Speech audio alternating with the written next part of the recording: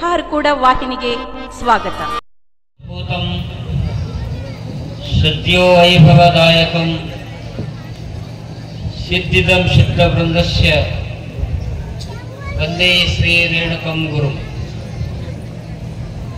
ಶ್ರೀಮತ್ ಹಾರಕೂಡ ಪಟ್ಟಾಚರಘನ ಮಠ ರಂಭಾಪುರಿ ಪೀಠ ಸೂತ್ರ ಸ್ವಾಮಿನ್ ಸದ್ಗುರು ಚನ್ನಬಸವ ಶಿವಯೋಗೀಂದ್ರ ಪ್ರಭಾ ಭಾಸ್ಕರ ಪ್ರೇಮಂ ಬೆತ್ತು ಪೊಗಳುವ ನಿಮ್ಮ ಮಹಿಮಾ ಲೀಲಾ ವಿನೋದಂಗಳಂ ನೀ ಮಾಡೆನ್ನ ಕೃಪಾಳು ಬೇಗ ಕೃಪೆಯಂ ಸದ್ಭಕ್ತಿ ಸನ್ಮುಕ್ತಿಯಂ. ಪರಮ ಪೂಜ್ಯ ಮಹಾಯೋಗಿ ಈ ಭಾಗದ ನಮ್ಮ ನಿಮ್ಮೆಲ್ಲರ ಆರಾಧ್ಯ ಗುರುವಾಗಿರುವಂತಹ ಲಿಂಗೈಕ್ಯ ಸದ್ಗುರು ಹಾರಕೂಡದ ಶ್ರೀ ಚನ್ನಬಸವ ಶಿವಯೋಗಿಗಳನ್ನು ಮನೋಮಂದಿರದಲ್ಲಿ ಧ್ಯಾನಿಸಿ ಅನಂತಕೋಟಿ ಪ್ರಣಾಮಗಳನ್ನು ಸಮರ್ಪಿಸಿ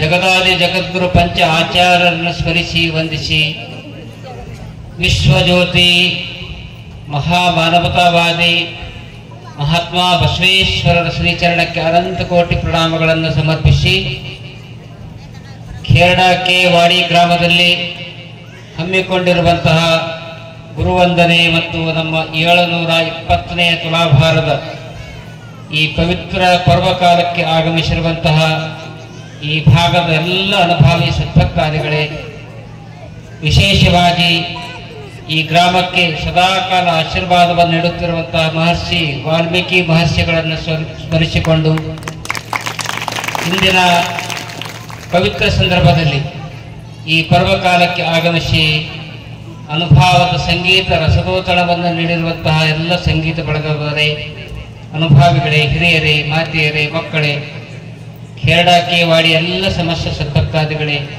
ಖೇರಡ ಕೆ ಗ್ರಾಮ, ಲೇಲ್ಪಿ, ಬೈಸಲಗಿ, ಬದಲೇಗಾಂವ್, ಹಾರ್ಕೂಡ್ ಅನೇಕ ಗ್ರಾಮಗಳಿಂದ ಆಗಮಿಸಿರುವಂತಹ ಎಲ್ಲ ಅನುಭಾವಿ ಸದ್ಭಕ್ತಾದಿಗಳೇ, ನಿಮ್ಮೆಲ್ಲರ ಹೃದಯ ಮಂದಿರದಲ್ಲಿರುವಂತಹ ಪರಮಾತ್ಮನ ಶ್ರೀಚರಣಕ್ಕೆ ಶರಣಾರ್ಥಿ.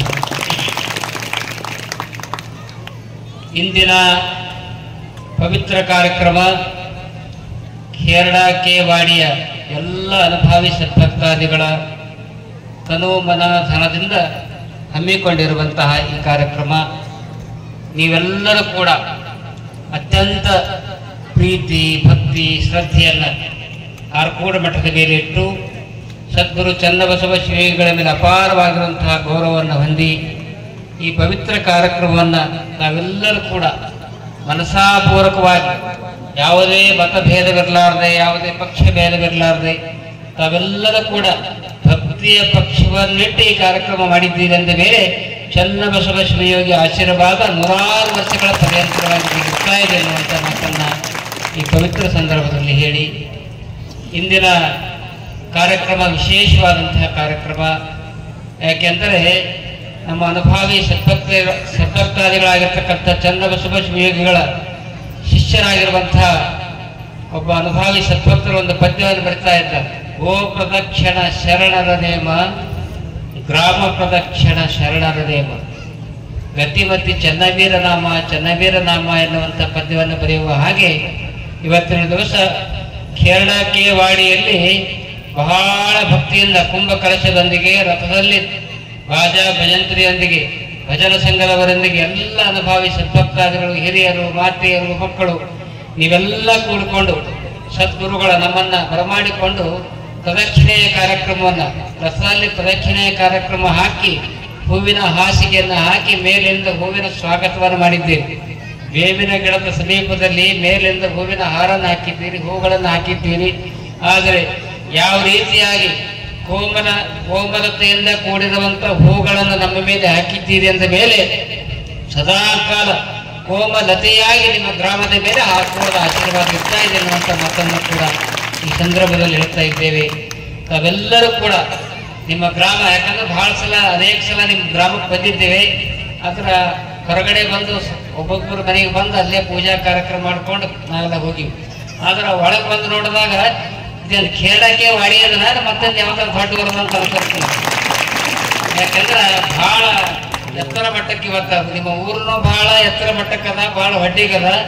ಹ್ಯಾಂಗ ಊರು ಎತ್ತರ ಮಟ್ಟಕ್ಕದಲ್ಲ, ನಿಮ್ಮ ಭಕ್ತಿನೂ ಎತ್ತರ ಮಟ್ಟಕ್ಕೆ ಅದ ಅನ್ನೋದು ಈ ಕಾರ್ಯಕ್ರಮ ಸಾಕ್ಷಿ ಅನ್ನುವಂಥ ಮಾತನ್ನು ಹೇಳ್ತಾ ಇದ್ದೀರಿ. ಬಹಳ ಸುಂದರವಾದಂತಹ ಅಧ್ಯಾತ್ಮದ ಪರಿಸರದಲ್ಲಿ ನೀವೆಲ್ಲರೂ ಕೂಡ ಬಾಳ್ತಾ ಇದ್ದೀರಿ. ಅನುಭಾವಿಗಳು ಒಂದು ಕಡೆ ಒಂದು ಮಾತನ್ನು ಹೇಳ್ತಾ ಇದ್ದಾರೆ. ನೀವೆಲ್ಲ ಅನೇಕ ದೊಡ್ಡ ದೊಡ್ಡ ಪಟ್ಟಣಕ್ಕೆ ಹೋದಾಗ ಸುಂದರವಾದಂತ ಹೂವಿನ ತೋಟವನ್ನು ನೀವು ನೋಡ್ತಾ ಇದ್ರಿ. ಗಾರ್ಡನ್ ಅಂತ ಕರಿತಾ ಇದ್ದಾರೆ. ಗಾರ್ಡನ್ ನೀವೆಲ್ಲ ನೋಡ್ತಾ ಇದ್ದೀರಿ, ತೋಟವನ್ನು ನೋಡ್ತಾ ಇದ್ದೀರಿ. ಆದ್ರೆ ಆ ಗಾರ್ಡನ್ ನಲ್ಲಿ ಏನ್ ಹೇಳ್ತದೆ ಅಂದ್ರೆ ಒಂದೇ ಹೂವಿನ ಗಿಡ ಇರುವುದಿಲ್ಲ. ಮತ್ತೆ ಲಾಲ್ಬಾಗ್ ಹೋದ್ರೆ ಬೇರೆ ಬೇರೆ ಗಾರ್ಡನ್ಗಳಿಗೆ ಹೋದ್ರ ಬಣ್ಣ ಬಣ್ಣದ ಹೂಗಳಿರ್ತಾ ಇದ್ದಾವೆ. ಎಲ್ಲ ಹೂಗಳಿದ್ದಾಗ ಮಾತ್ರ ಆ ಗಾರ್ಡನ್ಕ ಅದಕ್ಕೊಂದು ಬೆಲೆ ಬರ್ತದೆ. ಅದೇ ರೀತಿಯಲ್ಲಿ ಈ ಭಾಗದಲ್ಲಿ ನಮ್ಮ ಭಾಗದಲ್ಲಿ ಹೆಂಗದ ಅಂದ್ರ ಒಂದೊಂದು ಊರುಗಳು ಹೆಂಗವ ಅಂದ್ರ ಒಂದೊಂದು ಹೂವಿನಂತಿವೆ. ಕೇರಳಕ್ಕೆ ಗ್ರಾಮ ಹೆಂಗದ ಅಂದ್ರ ಗುಲಾಬಿ ಹೂವಿನಂತಿದೆ. ಕೇರಳಕ್ಕೆ ವಾಡಿ ಗ್ರಾಮ ಹೆಂಗದ ಅಂದ್ರ ಮಲ್ಲಿಗೆ ಹೂವಿನಂತಿದೆ. ಗರ್ಲೇಗಾಂವ್ ಗ್ರಾಮ ಹೆಂಗದ ಸೇವಂತಿಗೆ ಹೂವಿನಂತಿದೆ. ಇವತ್ತು ಲೇಟಿ ಗ್ರಾಮ ಎಲ್ಲ ಊರುಗಳು ಹೆಂಗ್ ಕಾಣ್ತಾ ಇದ್ದಾವ ಅಂದ್ರ ಎಲ್ಲ ಹೂಗಳಾಗಿ ಬಣ್ಣ ಬಣ್ಣದ ಹೂಗಳಾಗಿ ಕಾಣ್ತಾ ಇದ್ದಾವೆ. ಆದ್ರ ಈ ಹೂವು ಕೇವಲ ದಿನನಿತ್ಯ ಬೆಳೆಯುವಂತ ಹೂಗಳು ಒಂದು ದಿನದಲ್ಲಿ ಬಾಡಿ ಹೋಗಬಹುದು. ಇವತ್ತು ಗುಲಾಬಿ ಮೊಗ್ಗು ಇವತ್ತು ಬೆಳೆದಾಗ ಅರಳಿದಾಗ ಬೆಳಿಗ್ಗೆ ಅರಳುತ್ತಂದ್ರೆ ಸಾಯಂಕಾಲ ಬಾಡಿ ಹೋಗ್ಬೋದು. ಆದರೆ ನಮ್ಮ ಭಾಗದಲ್ಲಿ ಎಲ್ಲಾ ಗ್ರಾಮಗಳು ಗದಲೆಗಾಂವ್, ಕೇರಳ, ಲೇಂಟಿ, ಸೈದಾಪುರ, ಸಜೋಳ್ಗಿ, ಯಲದಗುಂಡಿ, ಹತ್ಯಾಳ, ಬೆಸಲಿಗಿ, ಅಂಬಲಿಗಿ ಎಲ್ಲ ಗ್ರಾಮಗಳು ಯಾವ ಅಂದ್ರ ಹೂದೋಟದಲ್ಲಿರುವಂತ ಬಾಡದೇ ಇರುವಂತ ಗ್ರಾಮಗಳ ಹೂಗಳು ಯಾವ ಅಂದ್ರ ನಮ್ಮ ಭಾಗದ ಬಸವ ಕಲ್ಯಾಣ ತಾಲೂಕಿನ ಗ್ರಾಮಗಳು. ಬಾಡದೇ ಇರುವಂತ ಹೂಗಳು. ಯಾಕಂದ್ರ ನೀವು ಬೇರೆ ಬೇರೆ ಜಿಲ್ಲಾದಾಗ ನೋಡ್ತೀರಿ. ಇವತ್ತು ಬೇರೆ ಬೇರೆ ತಾಲೂಕಿನ ಹೆಸರು ಹೇಳೋದಿಲ್ಲ. ಬೇರೆ ಬೇರೆ ಜಿಲ್ಲಾಕ ತಾಲೂಕಿಗೆ ಹೋದಾಗ ಅಹಿತಕರ ಘಟನೆಗಳನ್ನ ಪೇಪರ್ದಾಗ ನೀವೆಲ್ಲ ನೋಡ್ತೀರಲ್ಲ. ಹಂಗಾಯ್ತು, ಇಲ್ಲಿ ಹಿಂಗಾಯ್ತು, ಬಲಾತ್ಕಾರ ಆಯ್ತು. ಆದ್ರೆ ಸದಾ ಕಾಲ ಸದ್ಗುರು ಚನ್ನಬಸವ ಶಿವಯೋಗಿಯ ಮೇಲೆ ಅಪಾರವಾಗಿರುವಂತ ಭಕ್ತಿ ಶ್ರದ್ಧೆಯನ್ನಿಟ್ಟು ಬಾಳುವಂತ ಗ್ರಾಮಗಳ ತಾಲೂಕ ಯಾವುದಾದ್ರೂ ಇದ್ರೆ ಅದು ಬಸವ ಕಲ್ಯಾಣ ತಾಲೂಕ, ಬಸವ ಕಲ್ಯಾಣ ತಾಲೂಕ ಅಂತ ಹೇಳ್ತಾ ಇದ್ದೀವಿ. ಮತ್ತೆ ನಮ್ದು ಕಲಬುರಗಿ ಜಿಲ್ಲೆ ಆಳಂದ ತಾಲೂಕು ಅದಲ್ರಿ, ಕಾಳಿಗಾತ್ ಕಮಲಾಪುರ ತಾಲೂಕು ಅಲ್ರಿ. ಅಪ್ಪ ಲೇಖಿದವ್ರು ಕೇಳ್ಬೋದು. ಆದ್ರ ಲೇಖಿದವ್ರ ತಾಲೂಕ ಬೇರೆ ಅದ. ಅದ್ರ ಗಾಳಿ ಯಾವ್ದು ಬೆಳೀತದ್ರಿಗೆ ಹಾರ್ಕೋಟ್ ಗಾಳಿನ ಬೆಳಿತೀವ. ಹಾರ್ಕೋಟ್ ಗಾಳಿ ಬೆಳೀತದ. ಅದಕ್ಕಾಗಿ ಅವರು ಪ್ರಾದೇಶಿಕವಾಗಿ ಮತ್ತು ಆಳಂದ ತಾಲೂಕ ಕಮಲಾಪುರ ತಾಲೂಕಿನವ್ರು ಇರ್ಬೋದು, ಲೇಖಿ ಗ್ರಾಮದವ್ರು. ಆದ್ರ ಸದಾ ಕಾಲ ಮನಸ್ಸಿನಿಂದ ಅವ್ರು ಹೆಂಗಂದ್ರ ಬಸವ ಕಲ್ಯಾಣದ ಬಸವೇಶ್ವರ ಹಾರ್ಕೋಟ್ ಮಠದ ಭಕ್ತರಾಗಿ ಅವ್ರು ಮಾಡ್ತಾ ಇರ್ತಾರೆ. ಆ ದಿಶೆಯಲ್ಲಿ ಇವತ್ತು ನನಗೆ ಬಹಳ ಖುಷಿ ಆಗ್ತದ. ಕೇರಳ ಕೆ ವಾಡಿ ಮತ್ತು ಕೇರಳ ಗ್ರಾಮದ ಬಗ್ಗೆ ಅಂತ ಹೇಳ್ಬೇಕಾದ್ರೆ ಅವ್ರಿಗೆ ಬಹಳ ಖುಷಿ ಆಗ್ತದೆ. ಯಾಕಂದ್ರ ಕೇರಳ ಕೆ ಗ್ರಾಮದಲ್ಲಿ ಕೆ ಅಂದ್ರೆ ಕುರ್ದ ಅಂದ್ರೆ ಸಣ್ಣದ ಅಂತ ಹೇಳ್ತಾರೆ. ಬಿ ಅಂದ್ರೆ ಬಿಗ್ಗ, ಕೆ ಅಂದ್ರೆ ಕುರ್ದ ಅಂತ ಹೇಳ್ತಾ ಇದ್ದಾರೆ. ಆದ್ರೆ ಕೇರಳಕ್ಕೆ ಕುರ್ದ ಸಣ್ಣ ಗ್ರಾಮ ಅಲ್ಲದು. ಆದ್ರೆ ಭಕ್ತಿಯಿಂದ ಎತ್ತರಕ್ಕಿರುವಂತಹ ಗ್ರಾಮಗಳ ಸಾಧನೆ ಅಂದ್ರೆ ಕೇರಳ ಕೆ ಗ್ರಾಮ ಕೂಡ ಸೇರ್ತದೆ. ಯಾಕಂದ್ರ ಅವ್ರ ಹಾರ್ಕೋಡ್ ಮಠದಿಂದ ಏನೇ ಆದೇಶ ಬರ್ಲಿ, ಕೇರಳ ಕೆ ಗ್ರಾಮದವ್ರು ಹೇಗಿದ್ದಾರೆ ಅಂದ್ರೆ ಏನೇ ಆದೇಶ ಬಂದ್ರೆ ಎಸ್. ಇವತ್ತು ನೋಡಿ ಹಾರ್ಕೋಡ್ ಜಾತ್ರೆಗೆ ಪ್ರತಿ ವರ್ಷ ಬಂದು 3ನೇ ದಿನ ಪ್ರಸಾದಕ್ಕೆ ನೀಡ್ಬೇಕ್ರಿ. ಇವತ್ತು ಒಂದು ಸಲ ಅಮಾವಾಸ್ಯೆಗೆ ಬಂದ್ರೆ ದಾಸೋಹ ಮಾಡ್ಬೇಕಂತ ತಿಳ್ಕೊಂಡು ಕೇಳಿದಾಗ ಎಸ್ ಅಂತ. ನಡೆಯುವ ಸೋಮವಾರ ಬರ್ಬೇಕಂದ್ರೆ ಎಸ್ ಅಂತ. ಭಜನಾ ಸಭೆಗೆ ಬರ್ಬೇಕಂದ್ರೆ ಎಸ್ ಅಂತ. ಏನ್ ಕೇಳಿ RCC ಹಾಕಾದಾರಿ ಬರ್ಬೇಕ್ರಿ ಅಂತ ಕೇರಳ ಕೇಂದ್ರ ಇವ್ರು ಮೊದಲು ಗೋಪಾಲರಾವ್ ಟಮಟಮ್ಮ ಮೇಲೆ ಟಮಟಮ್ಮ ಮೊದಲು ಎಸ್ ಅಂತ. ಏನ್ ಹೇಳಿದ್ರೆ ಎಸ್. ಸದಾ ಕಾಲ ಎಸ್ ಅನ್ನುವಂತ ಶಬ್ದ, ನೋ ಅನ್ನೋ ಶಬ್ದ ಅಲ್ಲ ಕೇರಳ ಕೇಂದ್ರ. ಎಲ್ಲ ಎಸ್ ಅಂದ್ರೆ ನೀವೆಲ್ಲ ಬರ್ತೀರಿ ಅಂದ ಮೇಲೆ ಜೀವನದ ಕೊನೆಯ ಉಸಿರಿನವರೆಗೂ ಕೂಡ ನೀವು ಎಸ್ ಅಂತೀರಿ ಅಂದ ಮೇಲೆ ಯಶಸ್ವಿಯಾಗಿ ಹಾಕುವ ಮತ್ತೆ ನಿಮ್ಮನ್ನು ಬೆಳೆಸ್ತಾ ಇರ್ತಾನೆ ಎನ್ನುವಂತ ಮಾತನ್ನು ಈ ಸಂದರ್ಭದಲ್ಲಿ ಹೇಳ್ತಾ ಇದ್ದೀರಿ. ಆ ದಿಶೆಯಲ್ಲಿ ನೀವೆಲ್ಲ ಸದ್ಭಕ್ತಾದಿಗಳು ಪ್ರೀತಿ ವಿಶ್ವಾಸ ಭಕ್ತಿಯಿಂದ ಗ್ರಾಮದಿಂದ ಈ ಗ್ರಾಮದಲ್ಲಿ ಎಲ್ಲರೂ ಬಾಳ್ತಾ ಇದ್ದಾರೆ. ತಾಯಂದಿರೆಲ್ಲರೂ ಬಹಳ ಪ್ರಸನ್ನ ವದನ ಚಿತ್ತರಾಗಿ ನಮ್ಮೆಲ್ಲ ಹೆಣ್ಮಕ್ಳು ಕುಂಭ ಕಲಶಗಳನ್ನ ಹೊತ್ಕೊಂಡು ಅವರು ನಡೆಯುವುದನ್ನು ನೋಡಿದ್ರ ಹೆಂಗ್ ಅನಿಸ್ತೈತೆ ಅಂತಂದ್ರ ನಿಮ್ಗೆ ನಾವು ಹೆಣ್ಮಕ್ಳ ಕಂಡಿಲ್ಲ. ನಮ್ಗೆ ನೀವು ಹೆಂಗ್ ಕಂಡಿರ ತುಳಜಾಪುರ ಅಂಬಾ ಭವಾನಿ ರೂಪದಲ್ಲಿ ಕಂಡಿರಿ. ಯಾಕಂದ್ರ ಶರಣರು ಹೇಳ್ತಾ ಇದ್ದಾರೆ, ಹೆಣ್ಮಕ್ಳಿಗೆ ಬರೀ ಹೆಣ್ಣು ಅಂತ ತಿಳ್ಬೇಡ್ರಿ ನೀವು. ಹೆಣ್ಣು ಹೆಣ್ಣಲ್ಲ, ಹೆಣ್ಣು ರಕ್ಕಸಿ ಅಲ್ಲ, ಹೆಣ್ಣು ಸಾಕ್ಷಾತ್ ಕಪಿಲ ಸಿದ್ಧ ಮಲ್ಲಿಕಾರ್ಜುನ ಎನ್ನುವಂತ ತತ್ವವನ್ನು ಸಿದ್ದರಾಮೇಶ್ವರ ಹೇಳ. ಆ ದಿಶೆಯಲ್ಲಿ ಅಂತ ಎಲ್ಲ ತಾಯಂದ್ರು ಚಿಕ್ಕ ಮಕ್ಕಳು ನೀವೆಲ್ಲ ಪ್ರೀತಿ ಮತ್ತು ವಿಶ್ವಾಸದಿಂದ ಈ ಕಾರ್ಯಕ್ರಮದಲ್ಲಿ ಭಾಗಿಯಾಗಿ ಅದ್ಭುತವಾಗಿರುವಂತಹ ಕಾರ್ಯವನ್ನು ಮಾಡಿದ್ದೀರಿ. ಆದ್ರ ಒಂದು ಮಾತನ್ನು ಹೇಳ್ತಾ ಇದ್ದೀರಿ, ಈಗಿನ ಕಾಲದಲ್ಲಿ ಬಹಳ ಹಳ್ಳಿಗಳು ಸ್ವಾರ್ಥಕ್ಕಾಗಿ ಸ್ವಪ್ರತಿಷ್ಠೆಗಾಗಿ ಅನೇಕ ಹಳ್ಳಿಗಳು ಹಾಳಾಗಿ ಹೋಗ್ತಾ ಇವೆ. ಯಾಕಂದ್ರ ಏನೋ ಸಣ್ಣ ವಿಷಯ, ಯಾವುದೋ ಒಂದು ಸಣ್ಣ ವಿಷಯಕ್ಕಾಗಿ ಜಗಳ ಆಡಿ ಇವತ್ತ ಕೋರ್ಟಿಗೆ ಹೋಗಿ ಜಗಳ ಆಡುವಂತ ಗ್ರಾಮಗಳು ಕೆಲವು, ಆದ್ರೆ ಕೇರಳಕ್ಕೆ ವಾಡಿ ಹಂಗಿಲ್ಲ. ಅವೆಲ್ಲರೂ ಭಕ್ತಿವಂತರಾಗಿದ್ದಾರೆ. ಹೆಂಗಂದ್ರೆ ಅನುಭಾವಿಗಳು ಪೂಜ್ಯರು ಬಹಳ ಸುಂದರವಾಗಿ ಉದಾಹರಣೆಯನ್ನು ಹೇಳ್ತಾ ಇದ್ದಾರೆ. ಪೇಪರ್ನಲ್ಲಿ ಬಂದಿತ್ತು. ಅವ್ರು ಎಂಥ ಉದಾಹರಣೆಯನ್ನು ಕೊಡ್ತಾ ಇದ್ದಾರೆ ಪೂಜ್ಯರಂದ್ರ, ಒಂದು ಸಲ 1 2 3 1 2 3 4 5 6 7 8 9 ಎಲ್ಲಕ್ಕ ಮ್ಯಾಗ ಯಾವಾಗ ಇರ್ತದೆ? 9 ದೊಡ್ಡ ಅಂಕಿ 9. ಅದು 9 ಸಿಟ್ಟು ಬರ್ತಪ್ಪ ಒಂದ್ಸಲ. ಮಗನೇ ನೀವೆಲ್ಲ ಇದ್ರೆ ಎಲ್ಲಕ್ಕ ದೊಡ್ಡ ನಾ ಇರ್ತೀವಿ 9, ನಾನ್ ದೊಡ್ಡ ಅಂತ್ರಿ. ಮತ್ತೆ 8ನೇ ಅಂಕಿಗೆ ಹೊಡಿತಂತ, ಅದು ಬಿದ್ದು ಬಿಡ್ತಂತ. 8 ಅಂಕಿ ಬಿತ್ತು ಅದಕ್ಕೆ. ಅವಾಗ 8 ಅಂಕಿ ಸಿಟ್ಟು ಬಂತು. ಮ್ಯಾಗಿನ ನೋಡಿದ್ರೆ ಮತ್ತೆ ನಾನು ದೊಡ್ಡವರೇ ಅಂತ. ನೀನು ನಿನ್ನ ಅನ್ಕ ಕೆಳಗಿದ್ರೆ ಹೇಳು, ಅನ್ಕ ಮ್ಯಾಗಿದ್ದೆ ನೀ ಹೇಳಿದ್ರು. ನಾ 8 ಇದ್ದೆ. ಅದು ಹೊಡಿತಂತ. 7 ಅಂಕಿನೂ ಬಿತ್ತು. 7 6 ಹೊಡಿತು, 6 5 ಹೊಡಿತು, 5 4 ಹೊಡಿತು, 4 3 ಹೊಡಿತು, 3 ಎದು ಹೊಡಿತು, 2 ಎದು ಹೊಡಿತು, 1 ಹೊಡಿತು. 1 ಹೊಡೆದಾಗ 1 ಅಂಕಿ ವಿಚಾರ ಮಾಡ್ತದಂತ ಎಲ್ಲರೂ ಹೊಡೆಯದೇ ಮಾಡ್ಯಾರ, ಹೊಡ್ಕೊತೆ ಬಂದಾರ. ನಾ ವಿಶೇಷವಾಗಿ ಸ್ವಲ್ಪ ಅದು 1 ಅಂಕಿ ಹರಪುರ ಮುತ್ತಿದ್ರು ಧ್ಯಾನ ಮಾಡ್ತಾರ. ಧ್ಯಾನ ಮಾಡಿದಾಗ 1 ಅಂಕಿ ವಿಚಾರ ಮಾಡ್ತದ. ಇಸು ಮಂದಿ ಹೊಡ್ಕೊತೆ ಬಂದಾರ.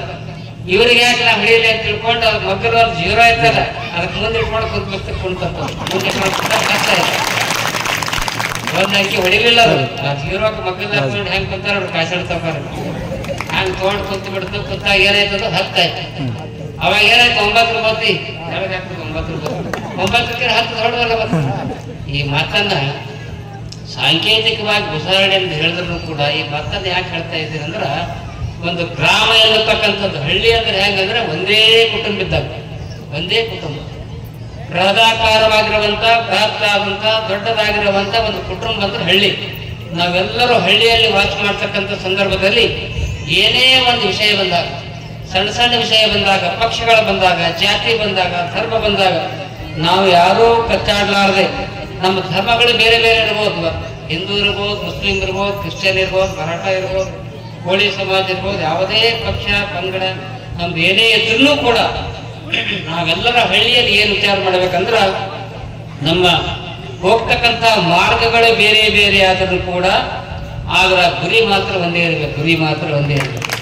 ಹೆಂಗ ಹಾರ್ಕೋಡ್ಗೆ ಹೋಗ್ಬೇಕಾದ್ರ ಅಂಬಲಿಗೆ ವಾಯ ಬಂದು ಮೈಸೂರಿಗೆ ಮ್ಯಾಗಿಂದ ಹೋದ್ರು ಯಾಕಂದ್ರೆ ಅಶೋಕ್ ಹಾರ್ಕೊಂಡು ಬರ್ತದೆ, ಮುಡಿವಿ ಮ್ಯಾಗಿಂದ ಹೋದ್ರು ಹಾರ್ಕೊಂಡು ಬರ್ತದೆ, ಯರಗುಂಡಿ ಮ್ಯಾಗಿಂದ, ಗುಂಡೂರು ತಾಂಡ ಗುಂಡೂರು ಮ್ಯಾಗಿಂದ ಬಂದ್ರೆ ಹಾರ್ಕೊಂಡು ಬರ್ತದೆ, ಸಿರ್ಗಾಪುರ ಮ್ಯಾಗಿಂದ ಬಂದ್ರೆ ಹಾರ್ಕೊಂಡು ಬರ್ತದೆ, ಲೇಕ್ಟಿ ಮ್ಯಾಗಿಂದ ಹೋದ್ರು ಹಾರ್ಕೊಂಡು ಬರ್ತದೆ. ಹಾರ್ಕೋಡ್ಗೆ ಹೋಗ್ತಕ್ಕಂಥ ದಾರಿಗಳೇನವ ಬೇರೆ ಬೇರೆ ದಾರಿಗಳು ಬೇರೆ ಇರ್ಬೋದು. ಆದ್ರೆ ಹಾರ್ಕೋಡ್ ಜಾತ್ರೆಗೆ ಹೋದಾಗ ನಿಮ್ಮೆಲ್ಲರಿಗೂ ಕೊಡ್ತಕ್ಕಂಥ ಸದ್ಗುರು ಚನ್ನ ಬಸವ ಶಿವರಿಗೆ ಆಶೀರ್ವಾದ ಮಾತ್ರ ಒಂದೇ ರೀತಿಯಾಗಿರ್ತಾ ಇದೆ, ಒಂದೇ ರೀತಿ. ಆ ದಿಶೆಯಲ್ಲಿ ನಾವು ಗ್ರಾಮದಲ್ಲಿ ವಾಸಿಸುವಾಗ ಇವತ್ತು ಬುದ್ಧನ ತತ್ವರು, ಭಗವಾನ್ ಬುದ್ಧ ಇರ್ಬೋದು, ಅಂಬೇಡ್ಕರ್ ಇರ್ಬೋದು, ಮೊಹಮ್ಮದ್ ಪೈಗಂಬರ್ ಇರ್ಬೋದು, ಯಾವುದೇ ಧರ್ಮದವ್ರು ನಾವು ಇದ್ರೂ ಕೂಡ ಸಬ್ಕಾ ಮಾಲಿಕ್ ಏಕ್, ನಮ್ಮೆಲ್ಲರನ್ನ ರಕ್ಷಣೆ ಮಾಡ್ತಕ್ಕಂಥ ಅಗೋಚರವಾದಂತಹ ಒಂದು ಶಕ್ತಿ ನಿಸರ್ಗದಲ್ಲಿದೆ. ಅದಕ್ಕಾಗಿಯೇ nature is God, nature power is God. ದೇವಂದ್ರೆ ಈ ನಿಸರ್ಗದಲ್ಲಿರ್ತಕ್ಕಂಥ ಅಗೋಚರವಾದಂಥ ಕಣ್ಣಿಗೆ ಕಾಣದೇ ಇರ್ತಕ್ಕಂಥ ಒಂದು ಶಕ್ತಿ ಇದೆ. ಆ ಶಕ್ತಿಯನ್ನು ನಾವು ದೇವರಂತ ಬೇರೆ ಬೇರೆ ರೂಪದಲ್ಲಿ ಪೂಜೆ ಮಾಡ್ತೀವಿ. ಯಾವ ರೀತಿಯಾಗಿ ನಾವು ಪೂಜೆ ಮಾಡ್ಕೊಂಡು ಕೂಡ ಪರಮಾತ್ಮನ ದೇವರ ಆಶೀರ್ವಾದ ಒಂದೇ ರೀತಿಯಾಗಿರ್ತಾ ಇದೆ ಎನ್ನುವಂತ ಮಾತನ್ನ ಅನುಭವ ಹೇಳ್ತಾ ಇದ್ದಾರೆ. ಕನ್ನಡದ ಸಿದ್ದಯ್ಯ ಪುರಾಣಿಕರು ಒಂದ್ ಕಡೆ ಬಹಳ ಚಂದ ಹೇಳ್ತಾ ಇದ್ದಾರೆ. ಸಿದ್ದಯ್ಯ ಪುರಾಣಿಕರು ಬಹಳ ಚಂದ ಹೇಳ್ತಾ ಇದ್ದಾರೆ. ಹೆಣೆದ ಹೂಗಳು ಹಲವಾದರೂ ಹಾರ ಒಂದೇ, ಓಣಿಸಿದ ಮಣಿಗಳು ನೂರಾದರೂ ದಾರ ಒಂದೇ, ಕಡಲಿನ ಹೆಸರೇನೇ ಕ್ಷಾರ ಒಂದೇ, ಹಾಲು ಕರೆದ ಹಸುಗಳ ಬಣ್ಣ ನೂರಾದರೂ ಕ್ಷೀರ ಒಂದೇ. ಸ್ವತಂತ್ರ ಧೀರ ಸಿದ್ದೇಶ್ವರ ನಿನ್ನನ್ನು ಪ್ರಾರ್ಥಿಸುವ, ಪೂಜಿಸುವ, ಯಜಿಸುವ, ಭಜಿಸುವ ರೀತಿ ನೂರಾದರೂ ಉದ್ಧಾರ ಒಂದೇ, ಉದ್ಧಾರ ಒಂದೇ. ಈಗ ಕೇರಳಕ್ಕೆ ವಾಡಿದಾಗ ಮುಸ್ಲಿಮರ ಮನೆಯಾಗ ಒಂದು ಕರಿ ಆಕಳಿದೆ, ಮರಾಠ ಮತ್ತು ಕೋಳಿ ಸಮಾಜದವ್ರ ಮನೆಯಾಗ ಒಂದು ಬಿಳಿ ಆಕಳಿದೆ, ಮತ್ತೆ ಬೇರೆ ಸಮಾಜದವ್ರ ಮನೆಯಾಗ ಹಣ್ಣು ಬಣ್ಣ ಆಕಳಿರ್ತದೆ. ಆಕಳಗಳ ಬಣ್ಣ ಬೇರೆ ಆದ್ರೂ ಕೂಡ ಬೆಳಗಿನ ಜಾವದಲ್ಲಿ ಆಕಳ ಹಾಲು ಹಿಂಡಿದಾಗ ಆಕಳ ಹಾಲಿನ ಕರರ ಮಾತ್ರ ಬೆಳಗ್ಗೆ ಇರ್ತದೆ. ಇವ್ರು ತುರುಕುರರ ಮುಸ್ಲಿಮರ ಅಂತ ಅದು ಕರ್ರಗಿರೋದು ಹಾಲು. ಇವತ್ತು ಹರಿಜನರ ಅಂತೇಳಿ ಅದೇನಪ್ಪ ಅಂದ್ರೆ ಹಣ್ಣು ಬಣ್ಣ ಬಣ್ಣದ ಹಾಲು ಆಗಲ್ಲ, ಹಾಲಿನ ಬಣ್ಣ ಬೆಳ್ಳಗೆ ಇರ್ತದೆ. ಹಂಗ ದೇವರನ್ನ ಯಾವ ರೂಪದಲ್ಲಿ ನಾವು ಪೂಜೆ ಮಾಡಿದ್ರು ಕೂಡ ದೇವರ ಕೃಪೆ ಆಶೀರ್ವಾದ ಒಂದೇ ರೀತಿಯಾಗಿರ್ತಾ ಇದೆ, ಒಂದೇ ರೀತಿಯಾಗಿರುತ್ತೆ. ಟೈಮ್ ಎಷ್ಟಾಗಿದೆ ನಾ ಕೇಳ್ತೀನಿ ನಿಮಗೆ, ಯಾವ್ದು ಕಸಡಿಸೋಕೆ ರೇಟಾಗಿ ಟೈಮ್ ನೋಡಿ ಗಡಿ ನೋಡಿದ್ರು, ಗಡಿ ನೋಡಿದ್ರು. ಈಗ ಕೊಡೋದು ಒಂದ್ ಆಗದ ಗಡಿ ನೋಡೇ ಹೇಳಿದ್ರು. ಯಾಕೆ ಗಡಿ ನೋಡಿದ್ರು ಕೊನೋದವರು? ಟೈಮ್ ಯಾರು ನೋಡಿರ್ ಇರ್ತಾನ? ಯಾರು ಟೈಮ್ ನೋಡ್ರಿ? ಟೈಮ್ ನಮ್ಮ ಕಣ್ಣಿಗೆ ಕಾಣುವುದಿಲ್ಲ. ಕಣ್ಣಿಗೆ ಕಾಣದೇ ಇರುವಂತಹ ಒಂದು ಟೈಮ್, ಒಂದು ಸಮಯ ನೋಡ್ಬೇಕಾದ್ರ ಸಾಕಾರ ರೂಪವಾಗಿರುವಂತಹ ಗಡಿಯಾರ ಬೇಕು. ಅದೇ ರೀತಿಯಲ್ಲಿ ಕಣ್ಣಿಗೆ ಕಾಣದೇ ಇರುವಂತಹ ಪರಮಾತ್ಮನನ್ನ ನಾವೆಲ್ಲರೂ ಯಾವ ರೂಪದಲ್ಲಿ ನೀವು ಕೇರಳಕ್ಕೆ ಮಾಡಿದವರು ಪೂಜೆ ಮಾಡ್ತಾರೆ ಅಂದ್ರೆ ಮಹರ್ಷಿ ವಾಲ್ಮೀಕಿಯ ರೂಪದಲ್ಲಿ ನೀವೆಲ್ಲ ಪೂಜೆ ಮಾಡ್ತೀರಿ, ಹನುಮಾನ ರೂಪದಲ್ಲಿ ಪೂಜೆ ಮಾಡ್ತೀರಿ, ಪಾರ್ವತಿಯ ರೂಪದಲ್ಲಿ ಪೂಜೆ ಮಾಡ್ತೀರಿ ಕೇರಳಕ್ಕೆ. ಆ ರೀತಿಯಾಗಿ ದೇವರನ್ನ ಯಾವ ರೂಪದಲ್ಲಿ ನಾವು ಪೂಜೆ ಮಾಡಿದ್ರು ಕೂಡ ಗುರುವಿನ ಆಶೀರ್ವಾದ ಸದಾ ಕಾಲ ನಮ್ಮೆಲ್ಲರ ಮೇಲೆ ಇರ್ತಾ ಇದೆ ಅನ್ನುವಂಥ ಮಾತನ್ನ ಈ ಸಂದರ್ಭದಲ್ಲಿ ಹೇಳಿ, ನಾವೆಲ್ಲರೂ ಕೂಡ ಸದ್ಗುರುವಿನನ್ನ ಬರಮಾಡಿಕೊಂಡು ನಮ್ಮನ್ನ ಬರಮಾಡಿಕೊಂಡು ರಥದಲ್ಲಿ ಉತ್ಸವವನ್ನು ಮಾಡಿ ತುಲಾಭಾರದ ಕಾರ್ಯಕ್ರಮವನ್ನು ಮಾಡ್ತಾ ಇದ್ದೇವೆ. ನಮ್ಮ ಹಿಂದೂ ಸಂಸ್ಕೃತಿಯಲ್ಲಿ, ವೀರಶೈವ ಸಂಸ್ಕೃತಿಯಲ್ಲಿ ಗುರುವಿಗೆ ಬಹಳ ಪ್ರಾಧಾನ್ಯತೆ ಯಾಕದ? ಅವ್ರ ಪಾದಕ್ಕೆ, ಗುರುವಿನ ಪಾದಕ್ಕೆ ಹೋಗಿ ನಮಸ್ಕಾರ ಮಾಡ್ತಿರ್ರಿ. ಗುರುವಿನ ಪಾದಕ್ಕೆ ಹಣಿ ಹಚ್ಚಿ ನಮಸ್ಕಾರ ಮಾಡ್ತೀರಿ. ತಂದೆ ತಾಯಿ ನಮಸ್ಕಾರ ಮಾಡ್ತಾ ಇದ್ರಿ, ಅವ್ರ ನಂತರ ಗುರುವಿನ ಪಾದಕ್ಕೆ ಹಣಿ ಹಚ್ಚಿ ನೀವು ನಮಸ್ಕಾರ ಮಾಡ್ತೀರಿ. ಯಾಕೆ ನಮಸ್ಕಾರ ಮಾಡ್ಬೇಕಂದ್ರೆ ಸಂಸ್ಕೃತಕಾರರು ಬಹಳ ಚೆನ್ನಾಗಿ ಹೇಳ್ತಾ ಇದ್ದಾರೆ. ಪ್ರಭಾತೆ ಜಂಗಮೇ ದೃಷ್ಟೇ ಕೋಟಿ ಲಿಂಗಸ್ಯ ದರ್ಶನಂ, ಲಲಾಟೆ ಚರಣ ಮಧ್ಯೆಯತ್ತು ಕೋಟಿ ಕರ್ಮ ವಿನಶ್ಯತಿ, ಕೋಟಿ ಕರ್ಮ ವಿನಶ್ಯತಿ. ಅಂದ್ರ ಬೆಳಗಿನ ಜಾವದಲ್ಲಿ ಸಂತರ ಮುಖ ನೋಡಿದ್ರ ಏನಾಗ್ತದಂದ್ರ 12 ಜ್ಯೋತಿರ್ಲಿಂಗದ ದರ್ಶನವಾದಂತೆ. ಒಂದು ಸಲ ಗುರುವಿನ ಪಾದಕ್ಕೆ ಯಾರೇ ಗುರುಗಳು ಇರ್ಬೋದು, ಹರಕರು ಮುತ್ತವರು ಒಬ್ಬರೇ ಅಂತ ಹೇಳ್ತಾ ಇದೆ. ಯಾರು ಕಾವಿ ಬಟ್ಟೆ ಹಾಕಿ ಧರ್ಮದ ಮಾರ್ಗದಲ್ಲಿ ಸಚ್ಚಾರಿತಿರುವಂತರಾಗಿ ಧರ್ಮದ ಮಾರ್ಗದಲ್ಲಿ ಯಾರು ನಡೀತಾ ಇದ್ದಾರ ಆ ಎಲ್ಲಾ ಗುರುಗಳ ಪಾದಕ್ಕೆ ನೀವು ಹಣಿ ಹಚ್ಚಿದ್ರಂದ್ರ ನಿಮ್ಗೆ ಏನಂದ್ರ ಕೋಟಿ ಲಿಂಗದ ದರ್ಶನವಾದಂತೆ ಎನ್ನುವಂತ ಮಾತನ್ನು ಹೇಳ್ತಾರೆ. ಒಂದು ಸಲ ಗುರುವಿನ ಪಾದಕ್ಕೆ ಹಣಿ ಹಚ್ಚಿದ್ರ ಕೋಟಿ ವರ್ಷದ ಕರ್ಮಗಳು ನಿವಾರಣೆ ಆಗ್ತಾ ಇದ್ದಾವೆ ಎನ್ನುವಂತ ಮಾತನ್ನು ಹೇಳುವ ಹಾಗೆ ಅಲ್ಲಮ ಪ್ರಭುಗಳು 12ನೇ ಶತಮಾನದ ಅಲ್ಲಮ ಪ್ರಭುಗಳು ಮಹತ್ವದ ಒಂದು ಮಾತನ್ನು ಹೇಳ್ತಾ ಇದ್ದಾರೆ. 1 ಕೋಟಿ ವರ್ಷ ಅವ್ರು ಹೇಳ್ತಾರೆ ತಮ್ಮ ವಚನದಲ್ಲಿ, 1 ಕೋಟಿ ವರ್ಷ ಷೋಡಶ ದಾನಗಳ ಮಾಡಿದ ಫಲವು, 1 ಕೋಟಿ ವರ್ಷ ಷೋಡಶ ದಾನಗಳ ಮಾಡಿದ ಫಲವು ಒಂದು ದಿನ ಒಂದು ಸಲ ಒಬ್ಬ ಸದ್ಧರ್ಮ ಶಿವಯೋಗಿ ಬರಮಾಡಿಕೊಂಡು ತೃಪ್ತಿಯ ನೀಡುವುದಕ್ಕೆ ಸರಿಯಲ್ಲ ನೋಡ, ಸರಿಯಲ್ಲ ನೋಡ.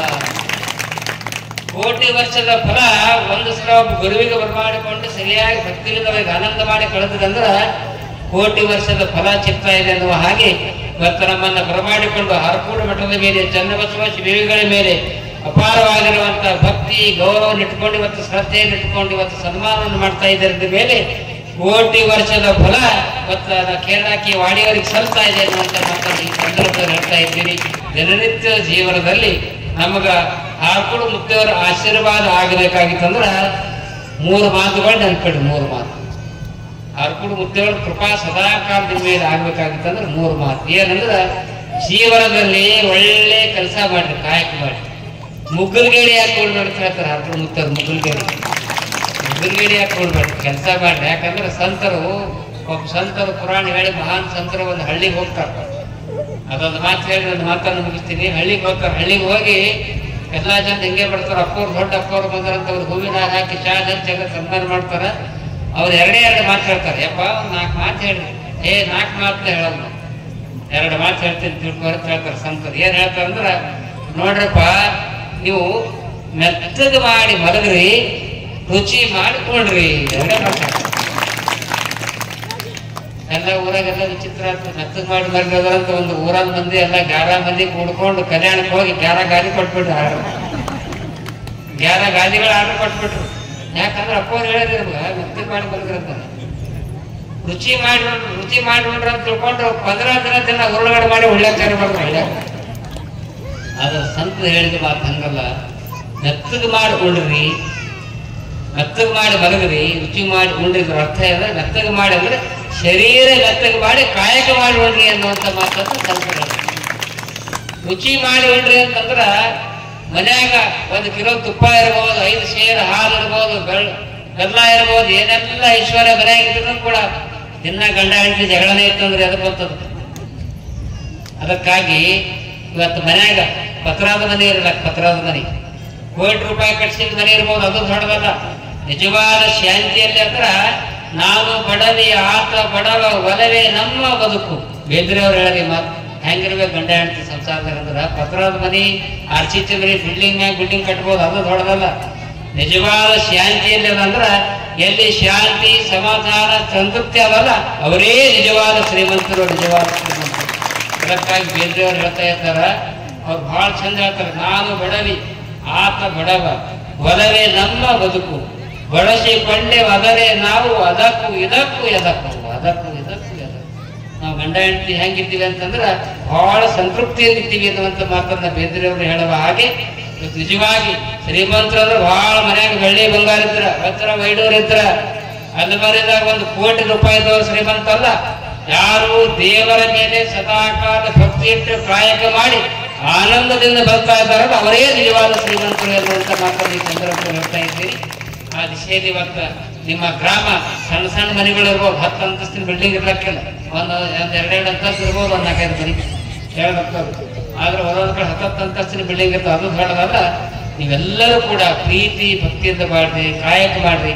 ಎಲ್ಲಕ್ಕಿಂತ ಮಿಗಿಲಾಗಿ ವಿಶೇಷವಾದಂತಹ ಒಂದು ಮಾತನ್ನು ನೆನ್ಪಿಡ್ರಿ. ಬಹಳ ಕಡೆ ಲೇಮಟಿ ಗ್ರಾಮದಾಗ ಅಲ್ಲೆಲ್ಲ ನಾನು ಹೇಳಿನಿ, ದೊಡ್ಡ ತಪಸ್ಸು ಯಾವ್ದಪ್ಪ ಅಂತಂದ್ರ ನಿಜವಾಗಿ ಎಲ್ಲಾ ಪುಣ್ಯಕ್ಷೇತ್ರಗಳಿಗಿಂತ ಕಾಶಿಗೆ ಹೋಗಿರಲಿ, ಬಹಳ ಜನ ಹೋಗಿರ್ಬೋದು, ಕಾಶಿಗೆ ಒಂದು 10-20 ಮಂದಿ ಹೋಗಿರ್ಬೋದು, 5 ಮಂದಿ ಹೋಗಿರ್ಬೋದು, ಶ್ರೀಶೈಲಕ್ಕೆ ಹೋಗಿರ್ಬೋದು, ಶರಣಬಸವೇಶ್ವರಕ್ಕೆ ಹೋಗಿರ್ಬೋದು, ಹುಮನಾಬಾದ್ ಹೋಗಿರಲಿ. ಹುಮನಾಬಾದ, ಕಾಶಿ, ಕೇದಾರ, ಶಿರಡಿ, ಸಾಯಿಬಾಬಾ, ಪುಟ್ಟಪರ್ತಿ ಎಲ್ಲ ಕಡೆ ಹೋಗಿರ್ಲಿ. ಆನಂದ ಹೋಗ್ಬೇಕು, ದರ್ಶನ ಪಡಿಬೇಕು, ಆಶೀರ್ವಾದ ಪಡಿಬೇಕು. ಆದ್ರ ಇದಕ್ಕಿಂತಲೂ ಕೂಡ ಶ್ರೇಷ್ಠವಾದಂತಹ ಒಂದು ಕ್ಷೇತ್ರ ಇದೆ. ಎಲ್ಲಾ ಕ್ಷೇತ್ರಗಳಿಗಿಂತಲೂ ಕೂಡ ಅತ್ಯಂತ ಶ್ರೇಷ್ಠವಾದಂತಹ ಒಂದು ಕ್ಷೇತ್ರ ಇದೆ. ಯಾವುದಂದ್ರ ನಿಮಗೆ ಹೊತ್ತು ಹೆತ್ತು ಜನ್ಮ ಪಟ್ಟಿರತಕ್ಕಂಥ ತಾಯಿಯ ಮಡಿಲೆಲ್ಲಕ್ಕಿಂತ ಕ್ಷೇತ್ರ ದೊಡ್ಡ ಕ್ಷೇತ್ರ. ತಾಯಿಯ ಮಡಿಲು ನಿಮಗೆ ಜಗತ್ತನ್ನು ತೋರಿಸಿರುವಂತ, ನಿಮ್ಮನ್ನ ಹೆಗಲ ಮೇಲೆ ಹೊತ್ಕೊಂಡು ಜಗತ್ತನ್ನು ತೋರಿಸಿರುವಂತ ತಂದಿ, ಜನ್ಮ ಪಟ್ಟಿರ್ತಕ್ಕಂಥ ತಂದೆ ಮತ್ತು ತಾಯಿ, ಎಲ್ಲಕ್ಕಿಂತ ತಾಯಿಯ ಮಡಿಲು, ತಂದೆ ಹೆಗಲು, ಇದೆಲ್ಲಾ ತೀರ್ಥ ಕ್ಷೇತ್ರಗಳಿಂದ ಬಿಡಾಗಿರುವಂತಹ ಕ್ಷೇತ್ರ ಎನ್ನುವಂತ ಮಾತನ್ನ ಅನುಭವಿಗಳು ಹೇಳ್ತಾ ಇದ್ದಾರೆ. ನಾವು ಎಷ್ಟೇ ಉಪದೇಶ ಮಾಡಿದ್ರು ಕೂಡ, ಎಷ್ಟೇ ಆಶೀರ್ವಚನ ಕೇಳಿದ್ರು ಕೂಡ ಮೊಟ್ಟ ಮೊದಲನೇದಾಗಿ ಜಗತ್ತಿನಲ್ಲಿ ನಮಗೆ ದೇವರು ಯಾರಂದ್ರೆ ಹೆತ್ತಿರುವಂತಹ ತಾಯಿ. ನಿಮಗೆ ಜನ್ಮ ಕೊಟ್ಟಿರುವಂತ 9 ತಿಂಗಳ ಹೊತ್ತು ಹೆತ್ತು ಜೋಪಾನ ಮಾಡಿ ನಿಮ್ ಸಲಕ ಅನೇಕ ದೇವರಿಗೆ ಹರಕಿ ಮಾಡಿ ತೆಂಗ್ ಹೊಡೆದು ಕಾಯಿ ಹೊಡೆದು ನಿಮಗೆ ಪೌಡ್ರ್ ಹಚ್ಚಿ ಸ್ನೋ ಹಚ್ಚಿ ಎಲ್ಲ ಮಾಡಿ ಲಗ್ನ ಮಾಡ್ತಾಳ.